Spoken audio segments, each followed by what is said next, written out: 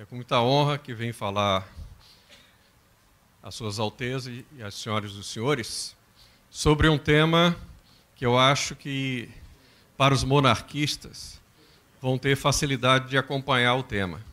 Pelo seguinte, como o Sepúlveda estava mostrando, nós monarquistas já conhecemos as mentiras e os mitos que a República inventa. Então, esse aqui é mais um mito e uma mentira inventada não só pela República, mas pelo processo revolucionário, que é o ambientalismo. Ele é chamado cavalo de Troia, porque foi o presente que os gregos deram, né, pelo menos na legenda, e ali estavam os cavaleiros dentro do bojo daquele cavalo de Troia. Quando falamos de ambientalismo, aparentemente uma palavra simpática, né? Quem não deseja conservar o ambiente saudável, né? O que seria o ambiente? É o ar puro, as águas cristalinas, o terreno saudável para a agricultura, etc. Isso é o lugar comum. Mas, por detrás desse ambientalismo, é que vem o cavalo de Troia. Então, aqui está, especialmente com a urbanização e a concentração das grandes cidades, nós tivemos esses problemas que assolam o mundo de hoje. A poluição do ar, a poluição das águas, né? Rios belíssimos que viraram esgotos a céu aberto.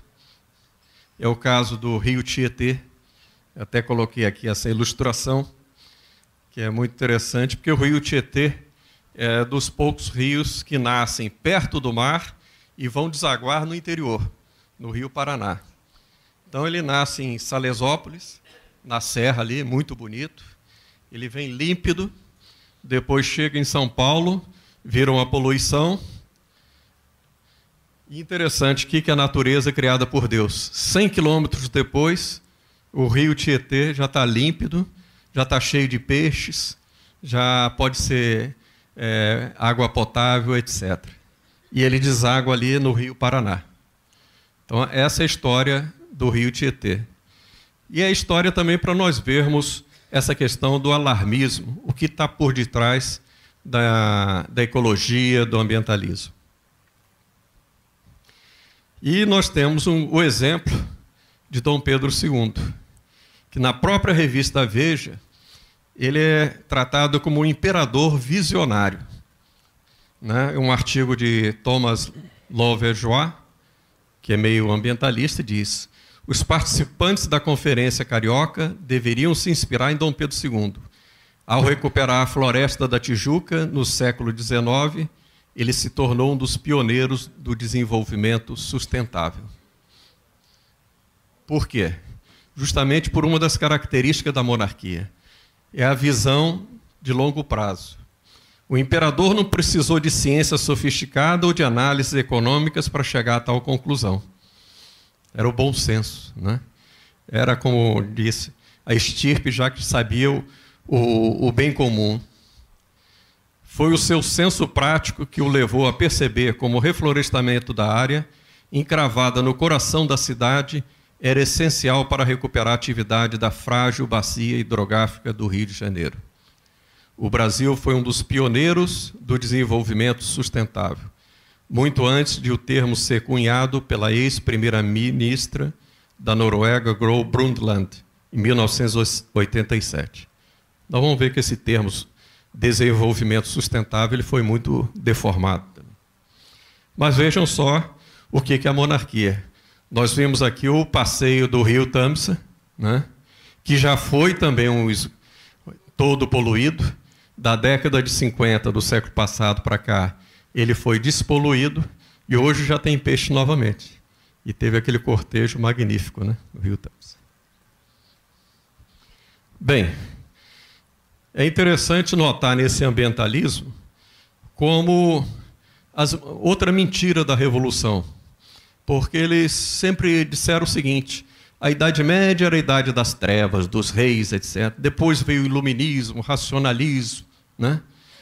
Então, a ciência conseguiu vencer o obscurantismo da religião. Nós vamos ver que é o contrário. Hoje eles estão usando de uma pseudociência para o decrescimento, para voltar à pobreza e à miséria e ao tribalismo. E quem foi a promotora da civilização? A Igreja Católica. Como diz São Pio X, a civilização é tanto mais verdadeira, mais durável, mais fecunda em frutos preciosos, quanto mais puramente cristã, tanto mais decadente, para a grande desgraça da sociedade, quanto mais se subtrai a ideia cristã. Por isto, pela força intrínseca das coisas, a Igreja torna-se também, de fato, a guardiã e protetora da civilização cristã. E a gente vê isso, se não fosse a crise que abala hoje a Igreja Católica, todo o cerimonial, toda a pompa que tinha igreja, isso que nós vimos no cerimonial da rainha, aquilo veio da Igreja Católica, embora hoje seja protestante. Mas se for ver todo o cerimonial de coroação, é o cerimonial, no seu alicerce, só muda na hora do chefe da igreja, né? Mas por quê? Infelizmente, com a crise da igreja, se abandonou todo aquele cerimonial, toda aquela beleza que tinha a Santa Igreja. E isso que foi por quê? Pelos mitos revolucionários que acometeu a igreja. Bem, essa noção da natureza, nós vamos ver como é que o ambientalismo, ele diviniza a natureza, e pelo contrário, a noção católica, a noção cristã, ela é o contrário. A natureza foi feita por Deus e para o homem dominar essa natureza, ser o jardineiro de Deus. Então vejam bem essa imagem medieval de Deus, é um Deus, um arquiteto. É interessante que eles dizem isso, que como está escrito na Bíblia, né? Que Deus fez tudo com conta, peso e medida. O homem medieval, os monges, etc., eles foram vendo que conta, que peso, que medida Deus colocou nas coisas. E por isso houve um grande desenvolvimento na Europa, porque eles não divinizavam a natureza. Era Deus que tinha criado algo de muito sapiencial, certo? Então, logo no primeiro livro, o Gênesis, está escrito: criou, pois, Deus o homem à sua imagem. A imagem de Deus, Deus o criou. Homem e mulher os criou. Então Deus os abençoou e lhes disse: frutificai e multiplicai-vos. Enchei a terra e sujeitai-a. Quer dizer, o ser humano, ele é o senhor da natureza. Claro que ele deve fazer isso com sabedoria. Dominai sobre os peixes do mar, sobre as aves do céu, sobre todos os animais que se arrastam sobre a terra.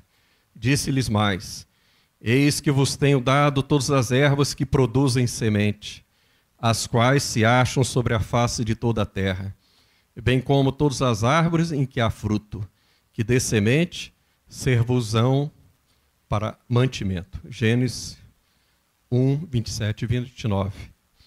Então o que acontece? Deus, ele não fez a natureza para o homem toda ela prontinha, não. Ele quer que o homem desenvolva a natureza. Seja jardineiro. Vocês já viram um jardim em que não é cuidado, como é que fica? Fica horroroso. Mas não. Quando o ser humano cuida daquele jardim, aquilo ali fica uma maravilha. Deus colocou isso, depois, não é o tema da nossa palestra, mas toda a questão do pecado original, que saiu do paraíso, etc.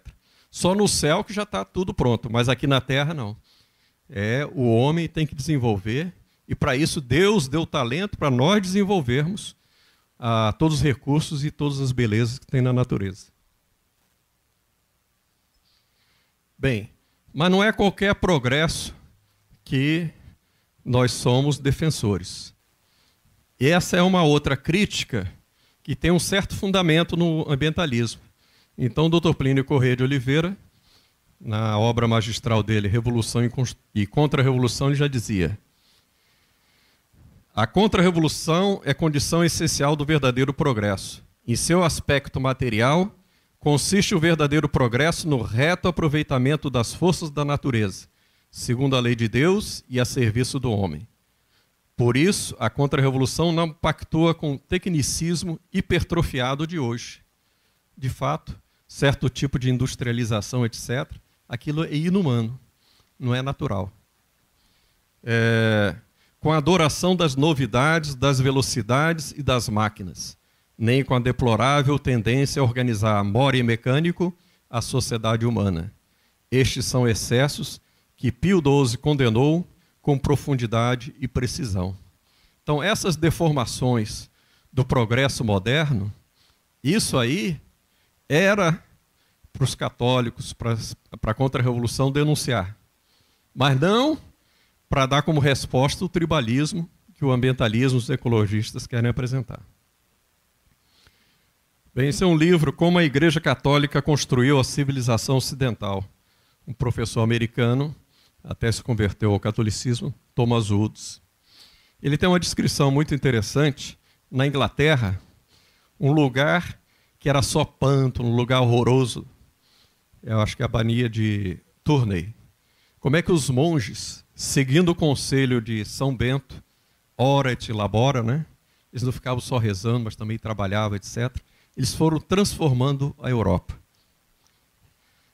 Então, 5 séculos depois, vai um inglês lá e descreve o que viraram aqueles pântanos, para horror hoje dos ambientalistas, né?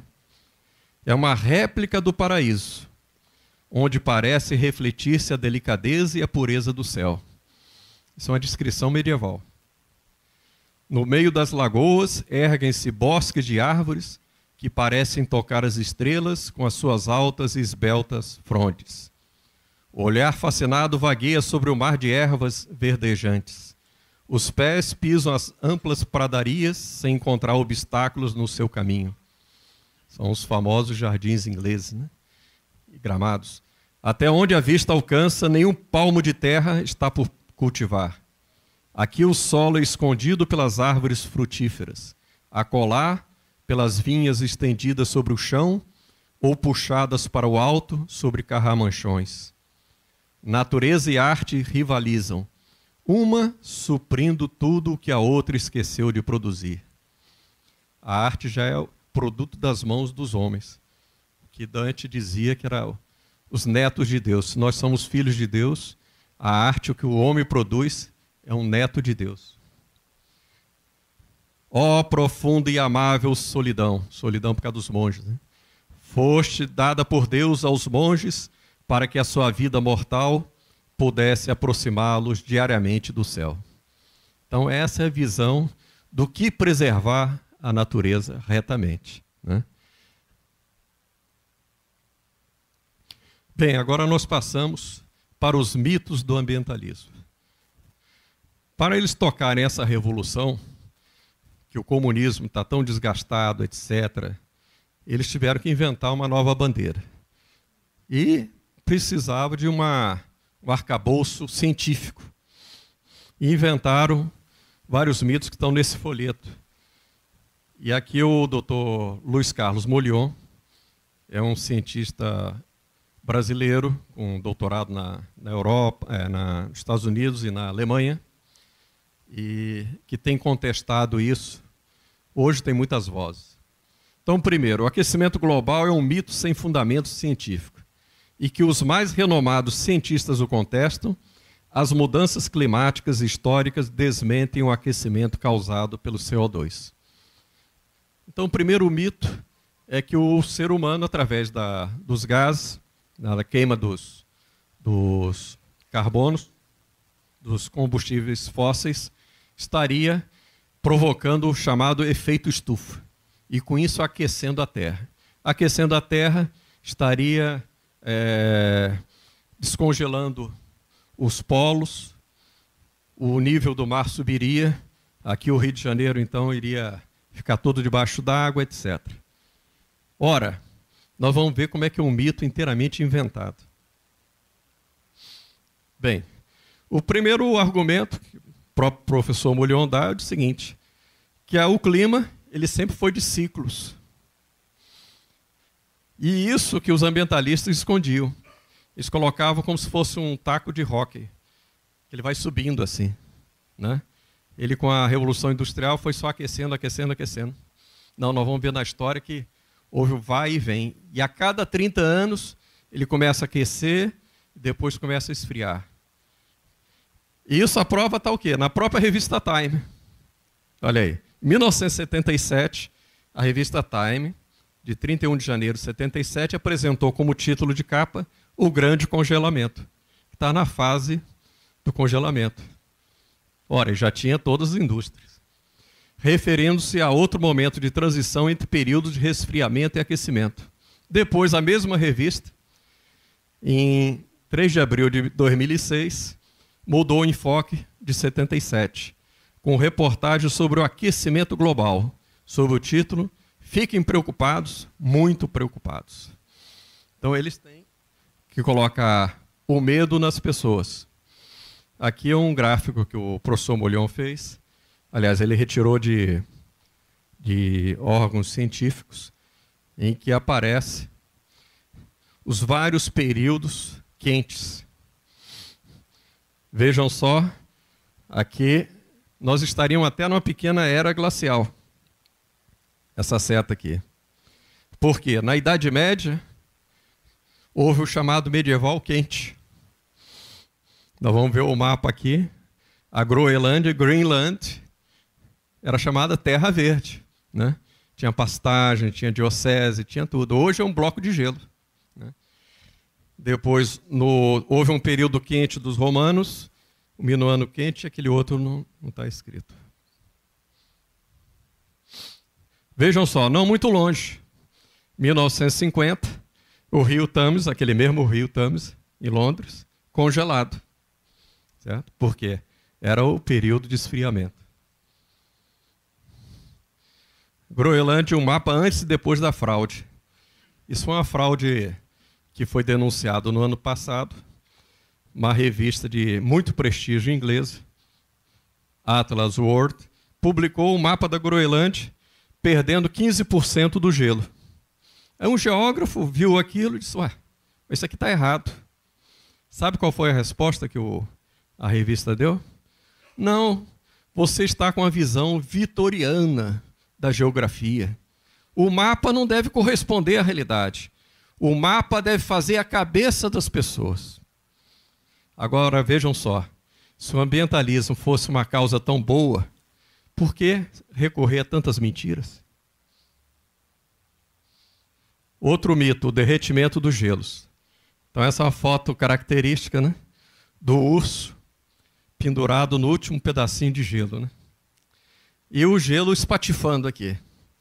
O professor Molion diz, ó, reparem bem como é que esse gelo está caindo. Não é porque o ar está mais quente, mas é porque tem uma corrente marítima quente que vai tirando a sustentação do gelo. E então aquele gelo sucumbe. É assim que há o derretimento do gelo. Mas esse mesmo processo, depois ele começa a fazer mais gelo, né? Eu me lembro que eu estava conversando com um motorista de táxi. Ele disse, mas não é possível, eu nunca ouvi falar isso. São os mitos criados na cabeça das pessoas. E ele disse, eu estive lá na Patagônia e, de fato, eu vi esse processo. É uma cena belíssima. É aquele gelo caindo, paf, etc. Vão os turistas. Aqui que diz, a permanência do gelo depende do transporte de calor feito pelas correntes marítimas. A corrente quente de Kuroshio, do Pacífico, Japão, e a corrente quente do Golfo do México, no Atlântico. Esta última, quando mais ativa, como no período 1995-2007, transporta mais calor para o Ártico e derrete o gelo flutuante. Ao derreter, o gelo não eleva o nível do mar, pois já desloca o volume que vai ocupar quando fundir.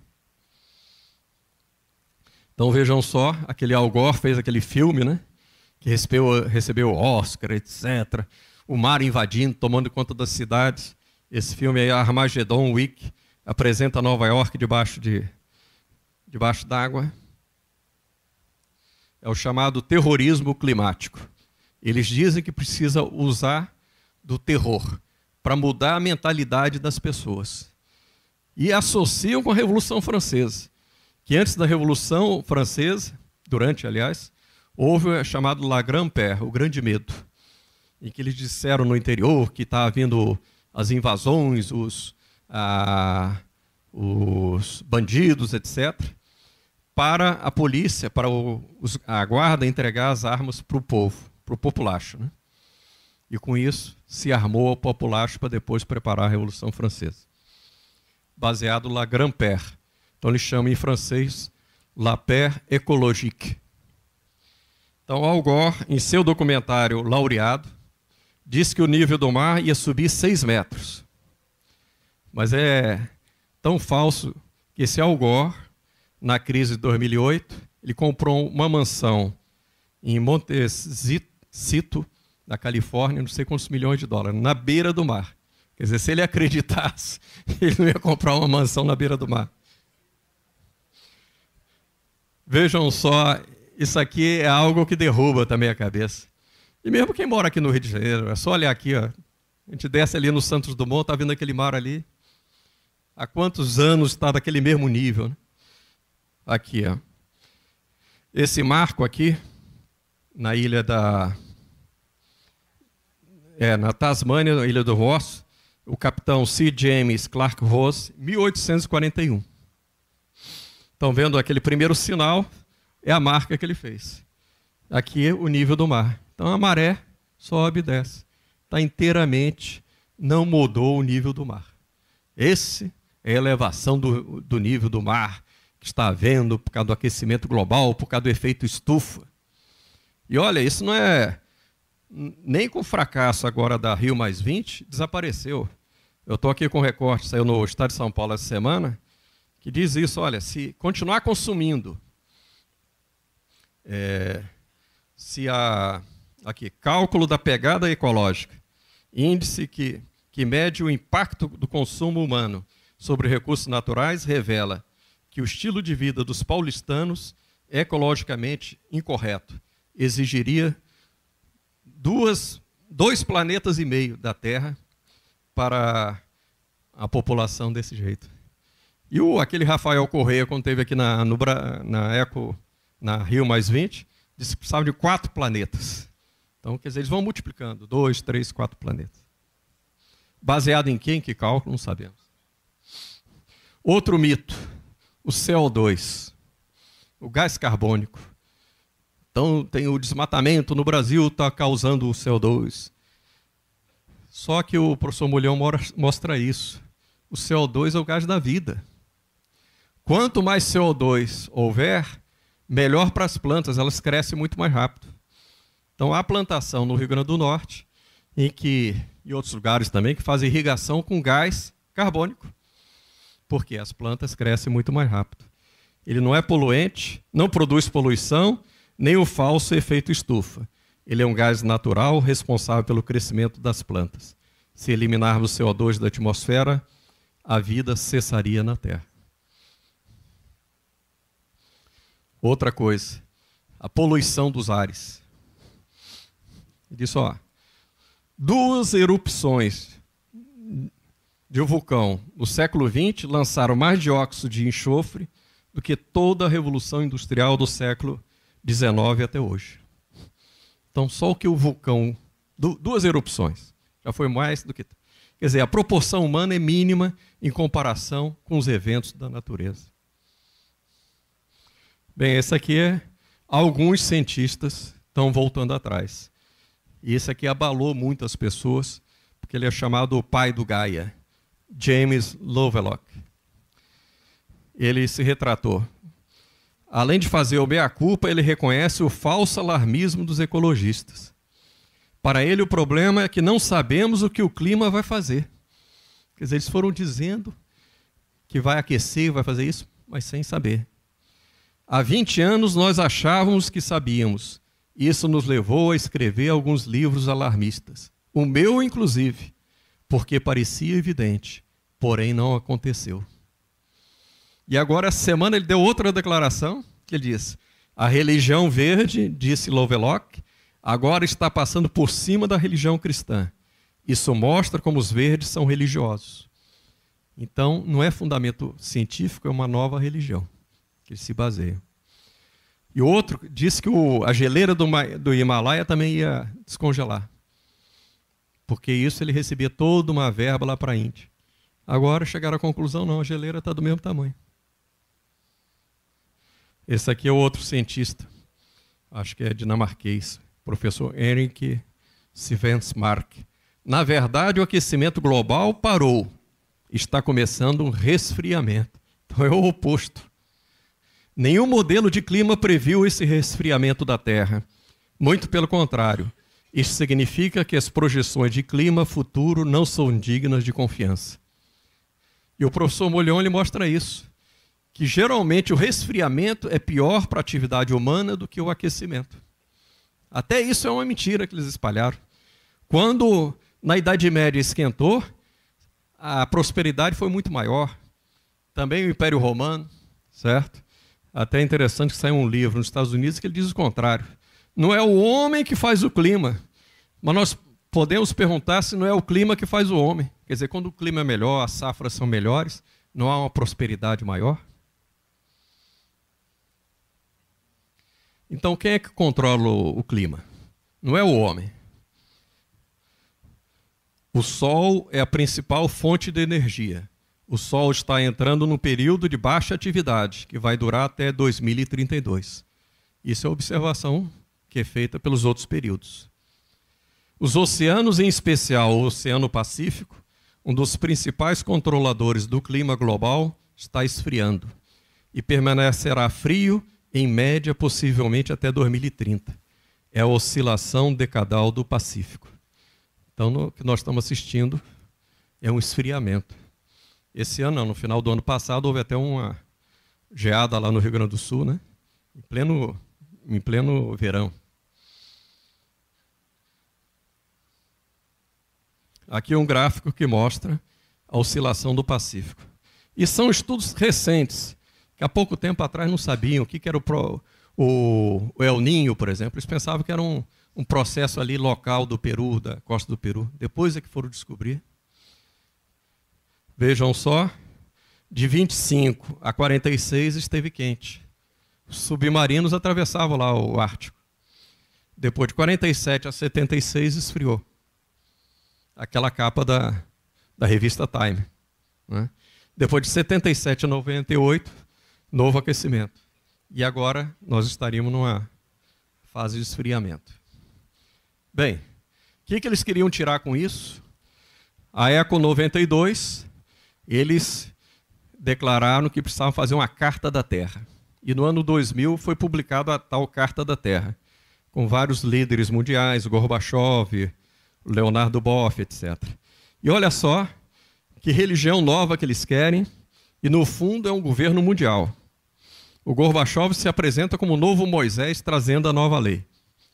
A Carta da Terra pretende substituir os 10 mandamentos. Como o novo Moisés, Gorbachev, ex-primeiro-ministro soviético, anunciou a Carta da Terra, o manifesto de uma nova ética para o novo mundo, o decálogo da nova era.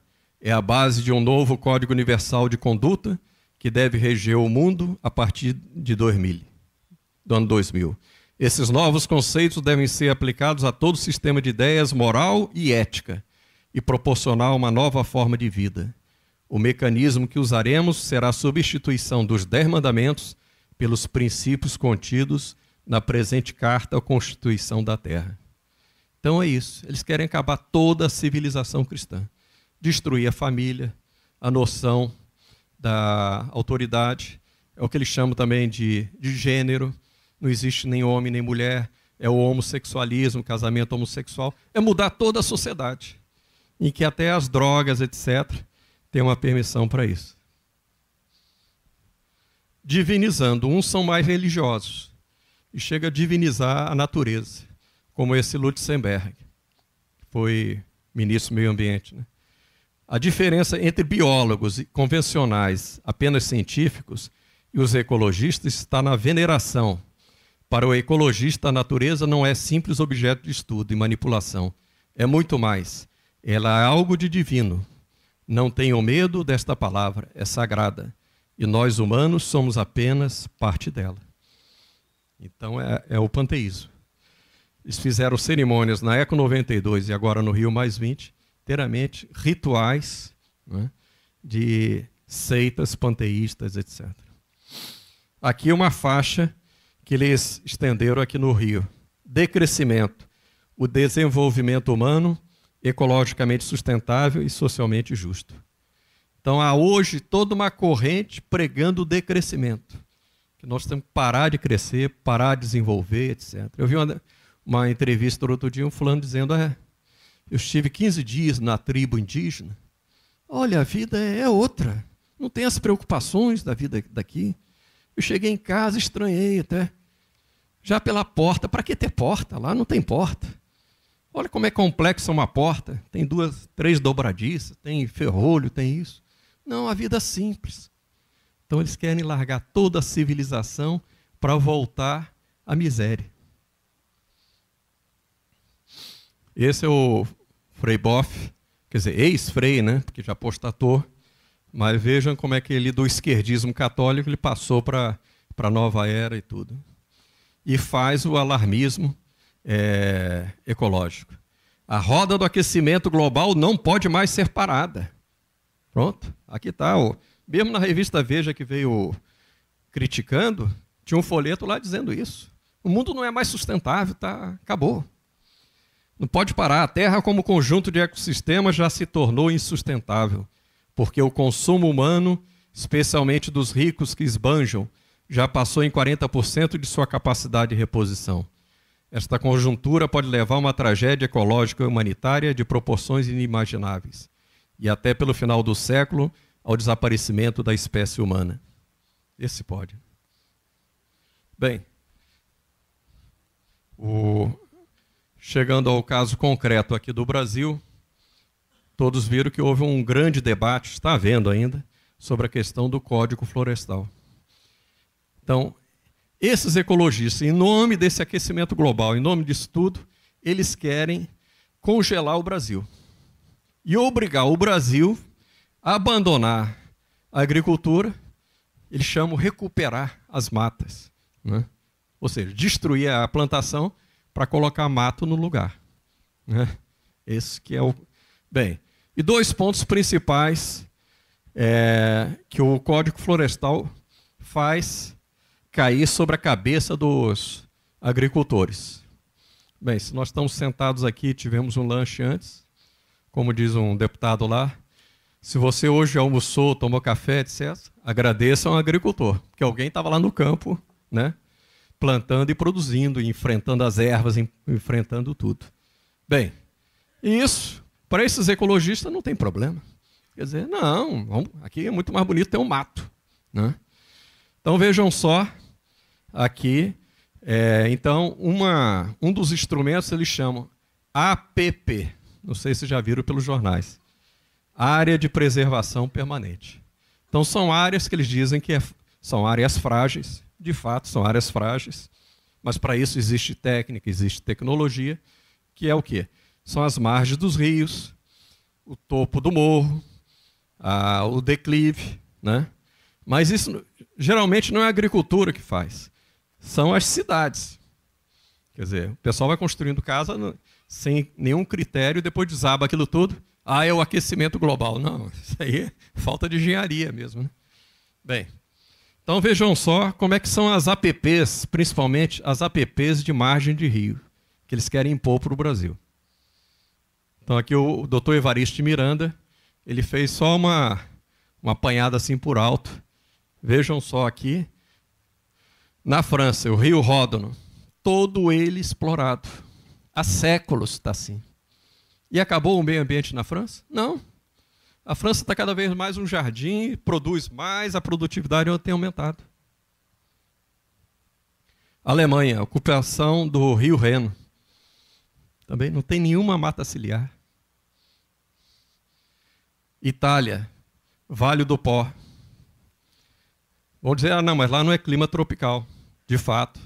Então tem que ver. Mas não é colocar uma metragem. É ver se é convexo, se é plano, que tipo de solo que é, né? Para isso existe a técnica. O próprio agricultor é interessado, ele precisa do solo e da água. Se não tiver o solo e a água, como é que ele vai plantar? Não precisa a intervenção do Estado. Aqui, ó, na Espanha. É uma maravilha. Tá vendo? Rio Tejo, nosso bom Portugal lá. Tá vendo? Todo ele explorado. Há séculos assim. Rio Danúbio, na Áustria. Bem, a lei como é que está atualmente? Ela foi aprovada na Câmara, com todas as concessões, etc. Mas a presidente Dilma ainda fez piorar a lei e fez um veto, né, que deixou praticamente inviáveis as propriedades médias, que são regras e exigências iguais aos grandes, exigência plena de reserva legal e APPs. Reserva legal, que a propriedade tem que deixar aqui no sul 20%, lá no norte 80% da propriedade. 80% na Amazônia, se tiver mais de 4 módulos fiscais. Cada município tem um tamanho de módulo fiscal, que vai de 15 até 100, 110 hectares. Só quem tinha 4 módulos fiscais até 2008. Se a propriedade de 7 módulos fiscais for dividida por sucessão familiar, as 2 resultantes não serão consideradas pequenas. Então, o que mostra o professor Evaristo é que uma propriedade média virou pequena. Se a pessoa tiver 3 riachos na propriedade, ele está perdido. O que antes era uma bênção para a propriedade, ter um riacho, hoje é uma maldição. Então, vejam só aqui, só alguns exemplos, os vinhedos lá do Rio Grande do Sul, produção já quase centenária, nunca abalou. Depois, até no açude, vejam só, o açude foi feito pelo homem, quer dizer, foi o reservatório. Então ali já é APP também. Tudo é pequena propriedade em volta. Agora vai mandar essa pessoa para 100 metros de distância, não sei quanto. Aqui é o Vale do Ribeira, onde maiores plantações de banana que fornece para São Paulo, os vários estados. Eu acho que até aqui para o Rio de Janeiro vem banana de lá. Aqui também eles vão ter que suprimir aquilo, sem nenhuma eficiência nem nada. Bem, eu termino aqui. Então, saber se o brasileiro ou os outros povos vão aceitar esse cavalo de Troia do ambientalismo. Porque se isso não for desmascarado e não for denunciado, a tendência vai ser, as senhoras e os senhores podem notar já isso, já nos costumes, o modo de tratar, o modo de vestir, etc., um regresso e uma volta para o tribalismo. Caro professor, muito boa a sua exposição. Contudo, eu queria saber se o senhor acha que, a despeito de tudo isso, a gente pode manter o modo de produção como ele é hoje, como, por exemplo, desmatamento na Amazônia para a criação de pasto, quando você pode ter uma maior rentabilidade com manejo sustentável de florestas, esse tipo de coisa. E ainda se vale a pena te manter um modo de produção tal qual é hoje, com todos os problemas que ele incide na questão do meio ambiente das cidades, né? Ou seria mais justificável a gente pensar numa racionalização do meio de produção em relação à emissão de gases também, já que isso tem implicações nos microclimas urbanos. Pois não, talvez eu tenha enfatizado muito os mitos do ambientalismo e não tenha defendido a defesa da preservação da natureza, não intocada, mas de modo racional. De fato, o clima, ele aqueceu de maneira local. Nas cidades, grandes cidades, o homem tem como interferir na temperatura. Claro, o asfalto aqui e tudo mais, né? Corta as árvores, não tem arborização, não tem nada disso. Eles calculam que de 3, 4 graus de aquecimento, falta de oxigênio, o ar poluído, a vida em São Paulo, antinatural. Aí é aquilo que o Dr. Plínio disse, é um tecnicismo hipertrofiado. Não é esse um desenvolvimento orgânico, sadio e bom, né? Isso não. Procurei mostrar mais a deformação. A Amazônia, na realidade, os entendidos da Amazônia dizem que a Amazônia é uma grande desconhecida. Antigamente era chamado Inferno Verde, porque tem várias Amazônias. E agora estão descobrindo, inclusive, as marcas de civilizações que houve no passado ali na Amazônia. Entendeu? Com terra preta, que eles faziam algum cultivo, que de fato, grande parte da Amazônia é de terra muito fraca. E dizem que se tirar a vegetação, pode até sofrer um processo de desertificação.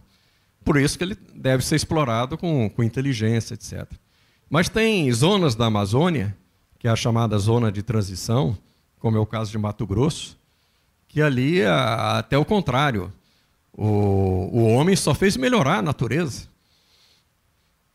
Por causa do calcário, todos os fertilizantes que eles colocaram, a plantação na beira dos rios cresceu com uma beleza. Eu moro lá em Brasília.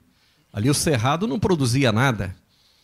Quer dizer, um agrônomo me disse, isso aqui é fruto do melhoramento humano. Quem melhorou isso aqui foi o homem. Eu entrevistei uma vez um belga que chegou lá naquela região e mandou a terra para a Bélgica para analisar, não tinha nem a Embrapa nem nada. Aí eles perguntaram, mas essa é a melhor terra que tem no Brasil? Ele disse, não, é das piores. Bem, se você corrigir a acidez com calcário, etc. Na época nem tinha calcário ainda. E aí ele começou a produzir de tudo, né? Mas antes o cerrado não dava nada, e hoje está dando. Então, evidentemente, não é um processo irracional de exploração. Como eu dei o exemplo no início aqui, Dom Pedro II, né? Ele fez a floresta que hoje está sendo destruída pelas favelas e tudo, pela República que não tem controle. No Império havia leis florestais, inclusive o professor Evaristo Miranda mostra isso. Hoje a gente diz, o Brasil tem um nome por causa de uma madeira, pau-brasil. E não existe mais. Mas o pau-brasil existiu no Brasil até o final do século XIX. Depois, perdeu também valor comercial, por causa da anilina, etc. E as normas do Império se acabaram. E aí cortaram o pau-brasil assim, sem nenhuma distinção, né? Não sei se está claro. Somos defensores, sim. Se me permite, Barreto, eu faria uma observação. Eu creio que é importante nós distinguirmos, de um lado, a ideologia ambientalista, e ela se enquadra, sem dúvida, naquilo que tu expuseste, isso de um lado, e de outro lado, a questão da poluição, por exemplo, a poluição das águas e assim vai, que esse é um real problema. Veja o caso da Índia. A Índia agora, logo mais, não vai ter água para os seus habitantes beberem, simplesmente. Que as águas estão poluídas, os lagos, enfim, eles recebem água que vem do Himalaia, que, enfim, o gelo derrete, e, enfim, a água escorre e é distribuída em toda a Índia, e agora há um problema seríssimo de poluição. Eu creio que o problema da poluição, de jogarmos detritos nas águas, etc., é diferente da questão do ambientalismo, de julgar que o planeta está condenado à destruição, etc. Agora, é importante a gente distinguir as duas coisas. Muito Eu gostaria de ouvir-te sobre isso. Obrigado. Não, pois não. É mais um dado da falsidade desses ambientalistas. Como, por exemplo, esse Carlos Mink, que chamou os produtores rurais de vigaristas, né? Agora é secretário aqui da Meio Ambiente do Rio de Janeiro. Mas é interessante, quando ele foi ministro, ele não falava uma palavra sobre a poluição das cidades. 80% da poluição está nas cidades. E as águas, é na cidade que polui. E o Brasil tem o quê? Talvez 40% de saneamento das águas. de esgoto. Quer dizer, por que ele vai falar lá do próprio agricultor rural e não fala aqui para os prefeitos, não faz um plano sério de saneamento das águas? Porque isso, de fato, tem que se distinguir. Essa é a poluição. A poluição, por exemplo, de fábricas com produtos químicos, não CO2. CO2 não é gás poluinte, mas esses outros, precisa colocar filtro, tudo mais. Aí sim é um sadio ambientalismo. Agradeço muito a distinção. Boa noite, eu chamo-me Ana, sou portuguesa. Sim, lá no fundo, obrigado. Exato.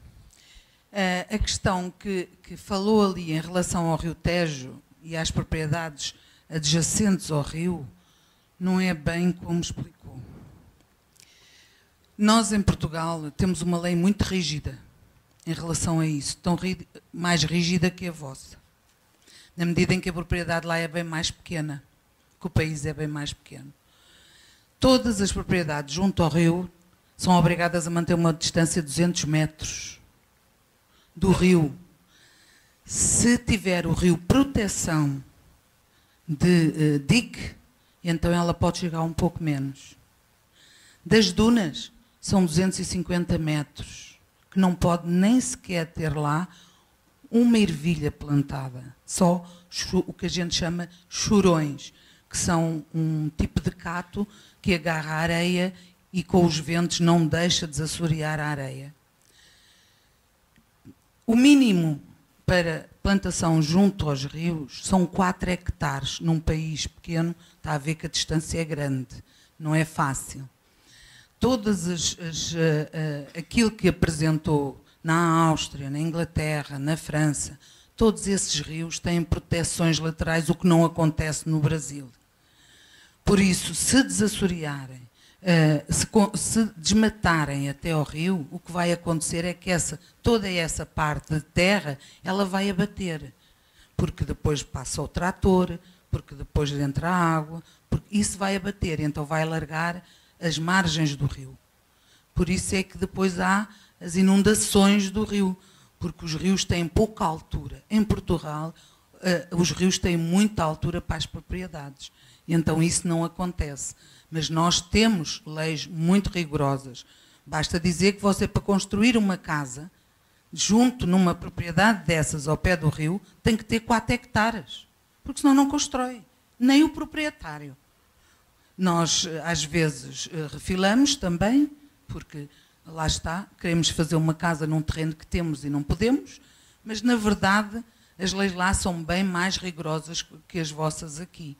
E eu posso lhe dizer que desmatar florestas para semear, também não é solução. Para o Brasil também não, assim como não é para Portugal. Perfeito. Não, de fato é o seguinte, a questão do assoreamento do rio, o maior prejudicado é o próprio agricultor e depois os que vêm abaixo.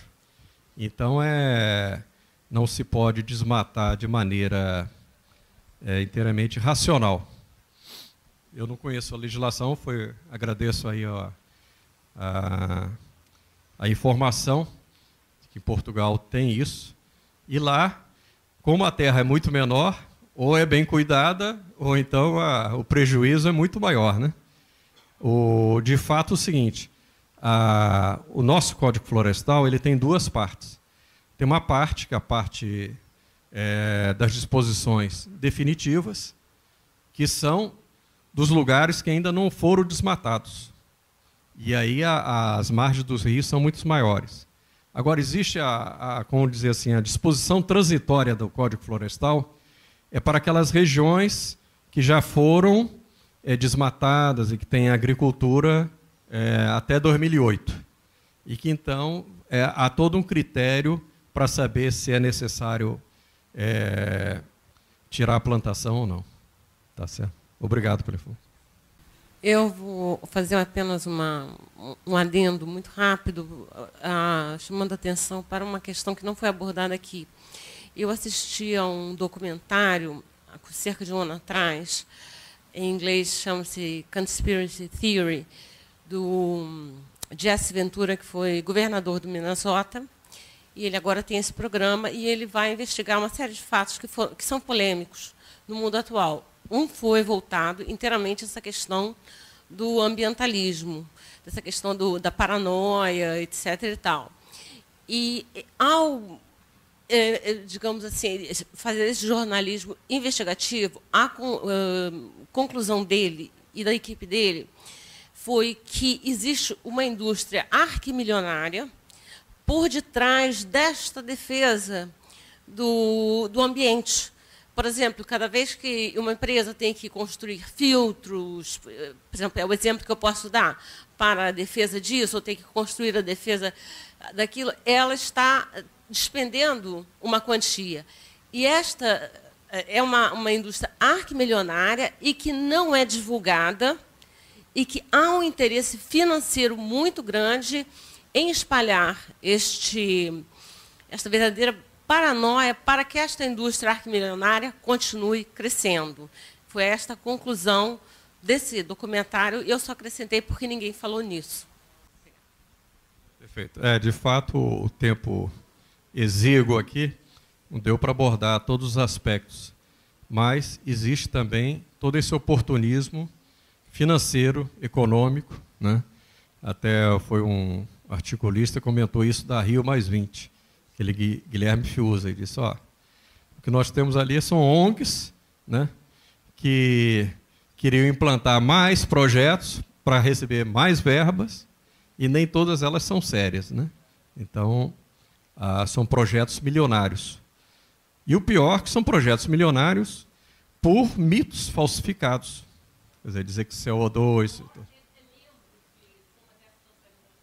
pois é.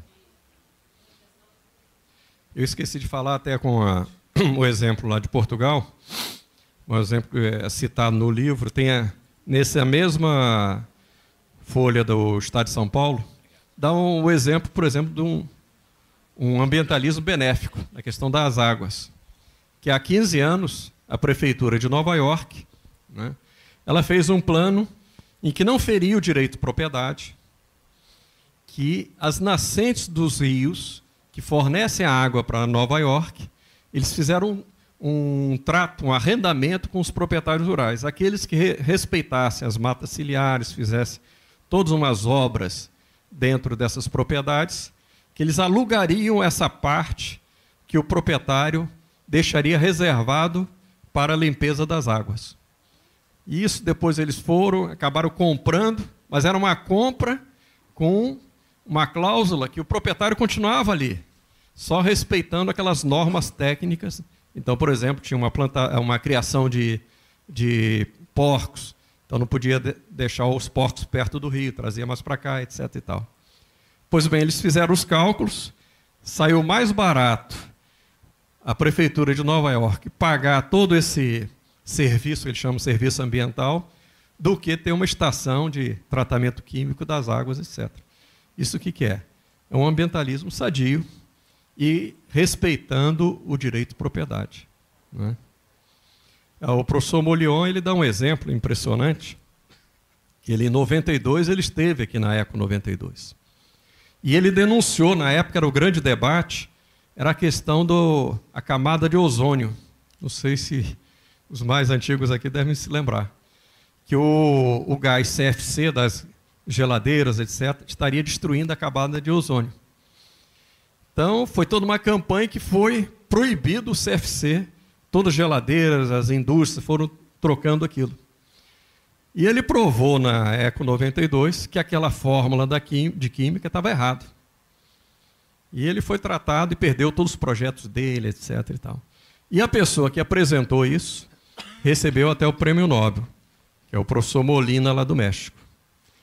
Passado 15 anos, saiu agora, quer dizer, em 2007, uma revista americana de ciência, dizendo que ele tinha razão, que de fato aquela fórmula estava errada, que não era o CFC que causava. E agora já estão inventando que esse novo gás precisa ser trocado. Aí vai vir um gás que está acabando a patente, então vai precisar vir um outro gás, que é mais caro, vai mudar a indústria, etc. Aí são os vários jogos econômicos por trás também desse ambientalismo. Muito obrigado.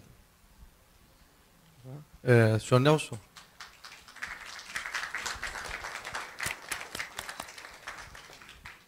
Eu queria só um pequeno comentário para te fazer primeiro um mito e uma objeção, não é, que o nosso primeiro interventor fez a respeito da Amazônia, legal, desmatamento, a cultura, enfim, tudo que está envolvendo o assunto. Não é?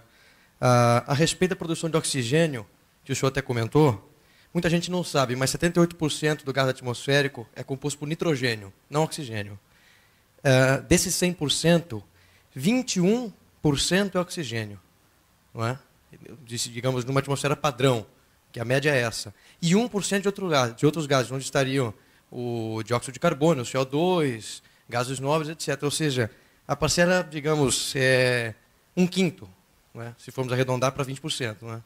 Outra coisa, no ano de 2001, a Embrapa realizou um estudo muito significativo para as pastagens, em que havia um grande mito ambientalista que criticava o desmatamento para pastagem e para a cultura da agricultura em geral, que isso ia acarretar uma diminuição drástica da produção de oxigênio atmosférico e, por consequência, da vida na Terra.